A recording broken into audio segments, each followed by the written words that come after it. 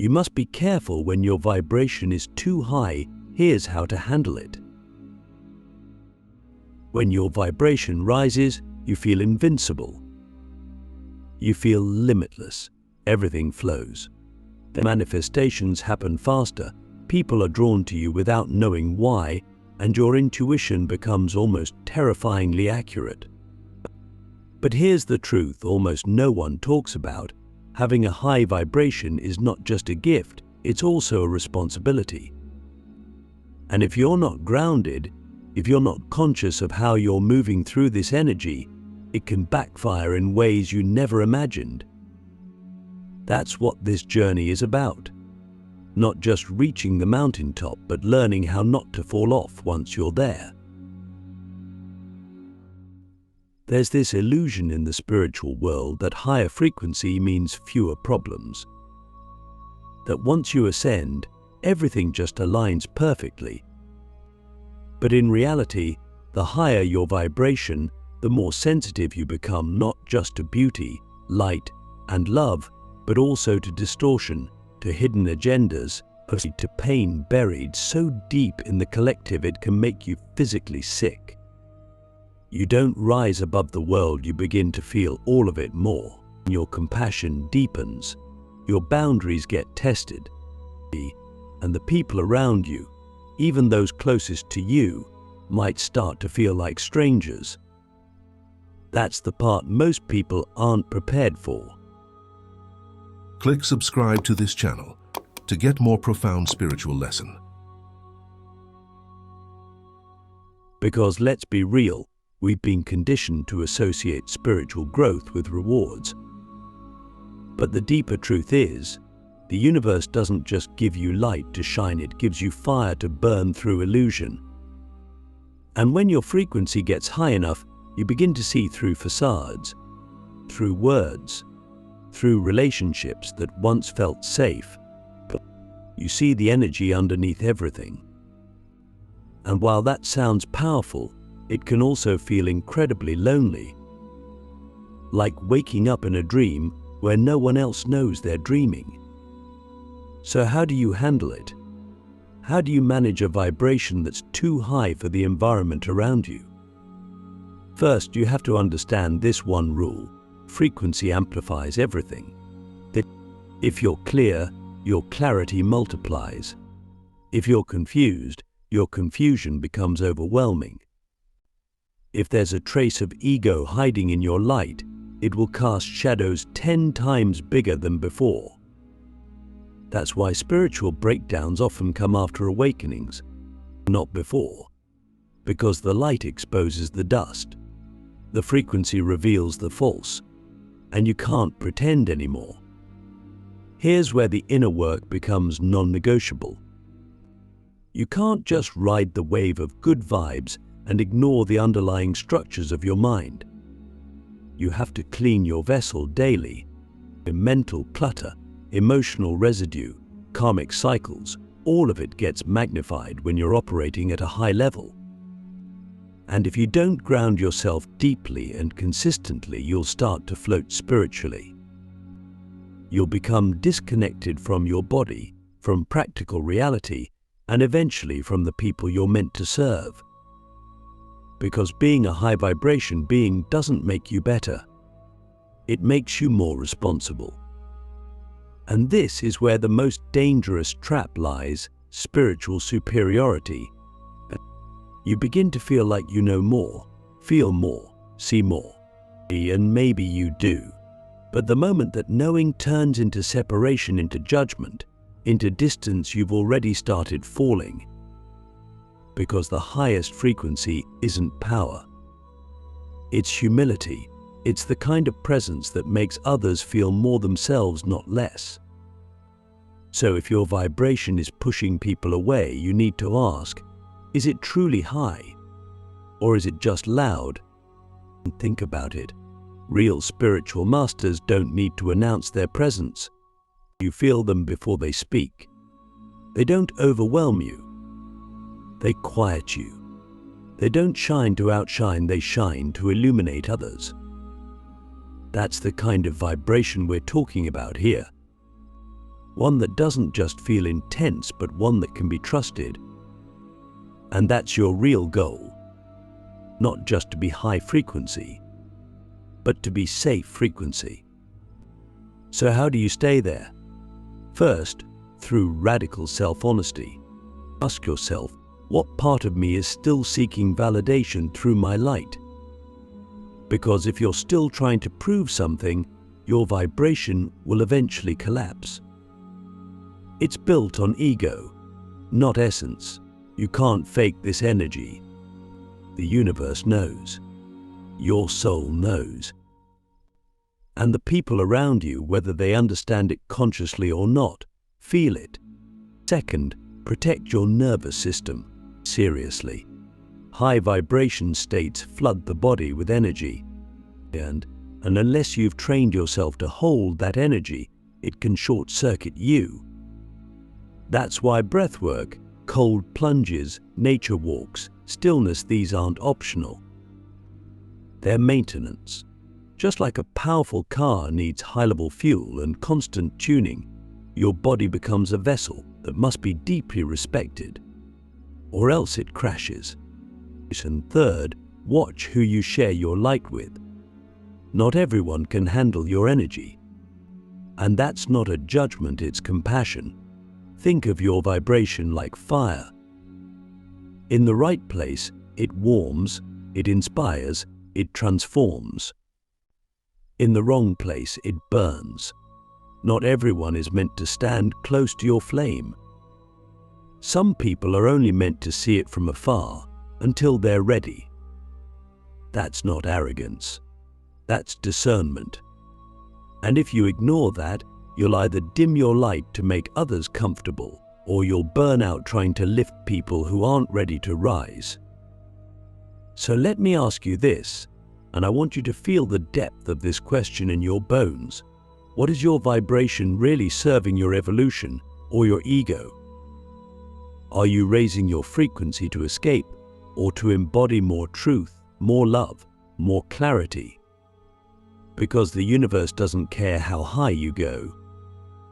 It cares how true you are. And if your frequency rises without your integrity rising with it, eventually the imbalance will collapse you. This is not fear. This is responsibility. And when you understand that, you stop chasing high vibration like it's a trophy. You start honoring it like it's a sacred responsibility, because it is. When the light becomes too bright, the hidden dangers of uncontrolled frequency. There comes a point on your spiritual path when you realize that light can blind just as much as darkness can. Not because the light is bad, but because when it becomes too intense, too fast, without balance or maturity, it overwhelms the very vessel that was meant to carry it. And that vessel is you. You might think you're reaching new levels of insight, higher intuition, deeper connection, and you might be. But without control, without inner stability, light becomes a flood, and floods do not nurture, they destroy. You see, we glorify the word enlightenment without asking the deeper question: what happens when your light reveals parts of the world, parts of yourself, parts of others that were never meant to be seen so soon? When your frequency rises too quickly, you start picking up on truths others aren't prepared to face. You begin to feel others' emotions more intensely than they do themselves. You see energetic contracts, karmic patterns, soul wounds, not just in you, but in everyone. And if your mind isn't prepared, if your nervous system isn't grounded, this becomes unbearable. You start drowning in insight. Every room feels loud, even when it's silent. Every interaction feels coded. Every person becomes a mirror, and suddenly you're not walking through the world anymore. You're decoding it like it's a dream you can't wake up from. This level of perception is not beautiful at first, it's terrifying. It's what mystics call the sacred madness, and it has destroyed more seekers than it has saved. Because if your identity, your ego structure, is not ready to die again and again, this level of truth will rip you apart. That's why some people disappear after a spiritual awakening. That's why some break down. That's why some become reclusive, anxious, even paranoid. The light showed them too much too soon, and instead of freedom, they found fragmentation. And here's the paradox: the more your vibration rises, the more your shadow follows. It's not a mistake. It's spiritual law. Your rising frequency casts longer shadows because there's more light. So your unresolved traumas, old karmic baggage, hidden pride, even subtle spiritual ego, they don't disappear. They flare up. They scream. They demand attention. And if you don't integrate them, they will hijack your gifts. They'll turn your clarity into control, your passion into obsession, your discernment into judgment, and worst of all, your intuition into spiritual bypass. So the question becomes, how do you hold the light without being consumed by it? First, you must understand that light is not inherently good. Light is information. It reveals. It penetrates. It exposes. Which means it can also overwhelm. You must treat it like sacred fire. If you hold it in untrained hands, it scorches.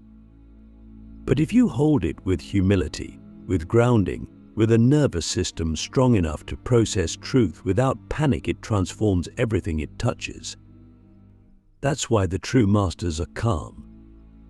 Not because they don't feel, but because they built the capacity to remain centered inside frequencies that would dismantle most people.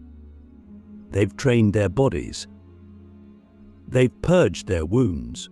They've emptied their identities again and again, so when the next wave of light comes, they don't drown. They merge. And this is where many spiritual seekers go wrong. They chase peak experiences but avoid consistent discipline. They want downloads without detox. They seek activation without purification. But the truth is simple. What you haven't healed, your light will amplify. Your anxiety, your control patterns, your people-pleasing, your superiority, they'll all ride on the back of your frequency and masquerade as gifts. And you'll begin to manipulate people without realizing it. Not out of malice, but out of unconsciousness. You'll speak truth that isn't meant to be spoken. You'll break boundaries with the excuse of energy. But you'll confuse chaos for intuition. And you'll think you're rising when in fact you're unraveling. That's why grounding is not optional. When your vibration is high, you must be more rooted in your body than ever. Touch the earth. Eat dense food. Do physical work. Connect with people who aren't spiritual. Practice being in this world not to conform, but to stay sane. Because if you become too ethereal, too untethered, you'll start floating through life with no anchor. And eventually your soul will force a crash, not to punish you but to remind you, you are not just light. You are structure, you are form, you are human. And your enlightenment means nothing if it disconnects you from love, from humility, from service. So I ask you genuinely, are you embodying your light, or are you escaping into it? Are you using your high frequency to face the world with compassion, or to avoid the parts of you that still feel afraid, unworthy, or unseen? Because uncontrolled frequency doesn't just hurt you. It hurts the people you claim to be helping. It overwhelms their field. It triggers their wounds. And unless you've learned to hold energy without projecting it, you will burn others in your attempt to heal them. This is where spiritual maturity begins, not in how bright you shine, but in how gently you shine. in how you protect others from your intensity, in how you regulate your own gifts, and in how you remember that the highest vibration is not the loudest, it is the most loving. Energy that reshapes reality, how high vibration alters your relationships, mission, and timeline. When your vibration reaches a certain frequency, you begin to notice that the very fabric of your life starts bending in unexpected ways. People you've known for years suddenly feel foreign.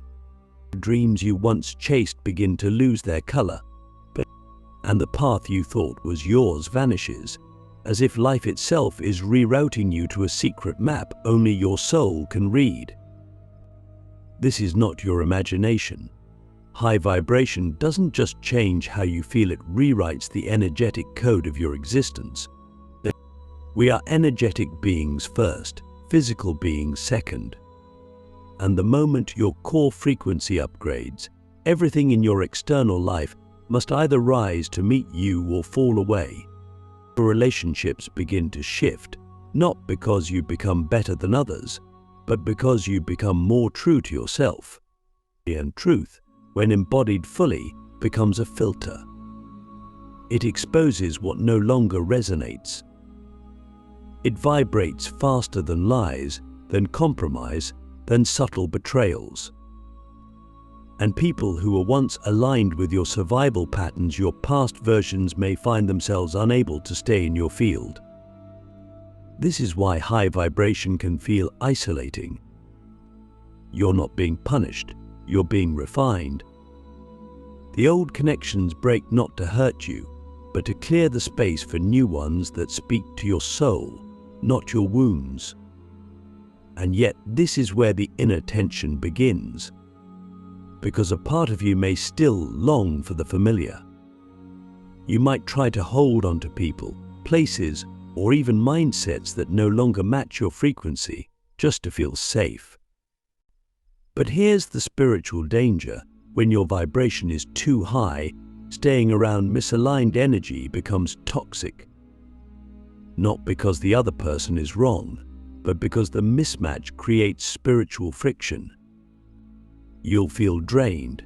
You'll start shrinking to stay comfortable. You'll silence your truth to avoid conflict. And every time you do, your energy dims. This is the secret pain of the awakened. You will outgrow things faster than you are emotionally ready to release them. But growth never waits for comfort. It demands your full surrender. And if your vibration has risen, it's because your soul has decided that the old life, no matter how cherished, must now become compost for your next becoming. Even your mission will evolve. What once felt like your purpose might begin to feel too small. The book you were writing, the healing work you were doing, the brand you were building, suddenly, it's not enough. Because your soul sees further now. It feels an urgency, not born of ego, but of alignment. You start receiving insights that don't fit into old frameworks. You feel called to express deeper truths, to serve on a larger scale, to step into roles you used to avoid out of fear. And it's disorienting. You'll question yourself. You'll doubt your new path. But the truth is, your higher vibration has given you access to a new destiny, a reality that wasn't even possible for the old you. What most people don't understand is this: timelines are not fixed. They're energetic. They're shaped by frequency. The higher your vibration, the faster you shift through timelines. You begin quantum leaping not through force, but through resonance. What you used to think would take 5 years starts unfolding in 5 months. But here's the key: you must let go of the linear path.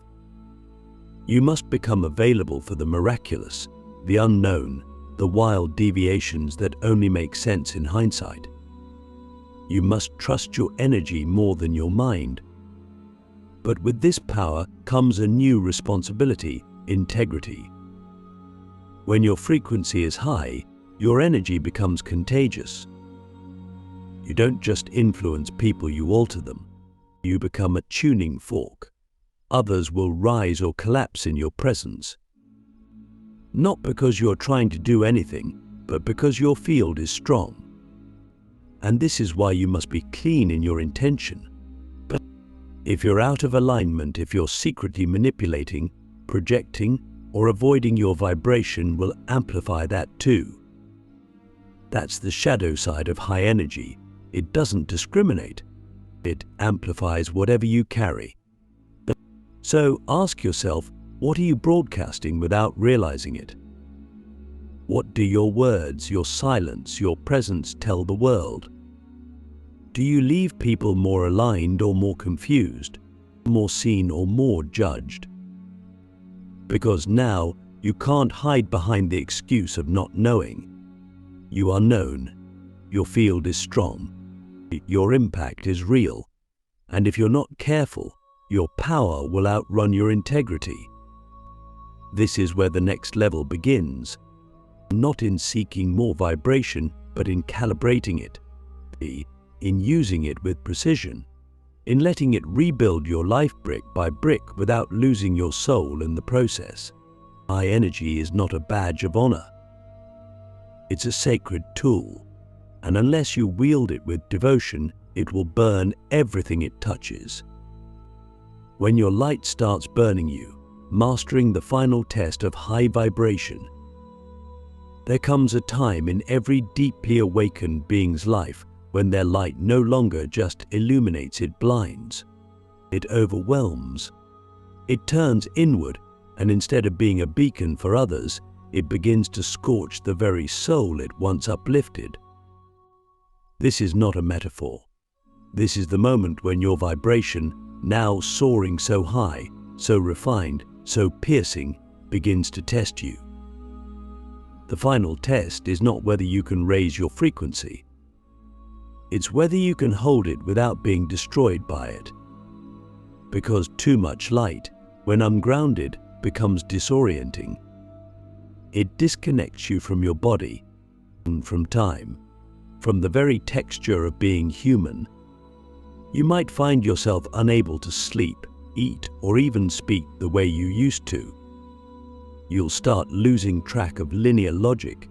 People around you may say you've changed, and they're not wrong. But the change is not superficial. It's vibrational. You're no longer living in the same density as them. You've become partially unanchored. And the danger of this state, you might float so high that you forget how to live. This is where some lose their minds or burn out completely. Because staying in a sustained state of ultra-high vibration without proper grounding is like plugging a 10,000 volt current into a 100-volt circuit. Your nervous system wasn't designed to handle that level of charge indefinitely. You start becoming energetically brittle. And when something inevitably goes wrong, a heartbreak, a failure, a betrayal, your descent is not gentle. It's catastrophic, because the fall from a high frequency is not like falling from a tree. It's like falling from orbit. You burn on the way down. So how do you handle it? You learn to cycle your light, to pulse it, to temper it with stillness. You stop chasing constant spiritual highs like a junkie looking for the next cosmic hit. Instead, you build rhythms. You begin to see that real mastery is not about staying in the clouds. It's about knowing how to come back to earth, to sweep your floors, to hug your parents, to listen to a child speak about nonsense, and know that this, too, is sacred. That the divine doesn't just live in the frequencies of silence and bliss, it lives in the brokenness of a single moment of presence. You must reclaim your humanity. Let your light soften instead of sharpen. Let it warm, not just dazzle. Some of the most powerful beings on earth don't look radiant at all. They are calm. invisible, humble. They don't need to prove their energy, because their vibration isn't performing anymore, it's serving. That's the ultimate shift, from performance to presence, from broadcast to embodiment. You stop needing others to feel your energy, because it's no longer about being seen, it's about being true. And you stop fearing the shadow. Because the paradox of high vibration is that the higher you go, the more of your darkness you must carry with you. Not reject, not exile, but own. Because if your light isn't anchored in your shadow, it's fake. It's brittle, it can be shattered. But when your light is forged in your deepest wounds, then no storm can extinguish it. That's what it means to be sovereign, to be spiritually indestructible. Not because you avoid the fall, but because you've mastered how to rise again with grace. Now let me ask you a final question, the one most never dare to answer out loud. What if the purpose of your high vibration wasn't to escape this world, but to love it more fiercely? What if God gave you this power not to hide from pain, but to walk into burning buildings of the soul and rescue those still trapped in lower timelines? But are you ready to serve like that? Are you ready to stop being amazed by your light and start using it for something greater than you? Because the real chosen ones, the ones whose vibration truly changes the earth, are not the ones who shine alone on mountaintops. They are the ones who remember how to kneel, who return to the village, who know when to be silent and when to roar, who hold paradox like fire in both hands, and who never forget that their light was not given for comfort, but for mission. So take your light, temper it with compassion, ground it in service, carry it into the darkest places you once fled from. And when you stand in that shadow again, don't fear it. Just say, I remember now, I know who I am. I am not a light being running from pain. I am a fully awakened soul, and I am here to walk both worlds. That's when you'll know you've passed the final test.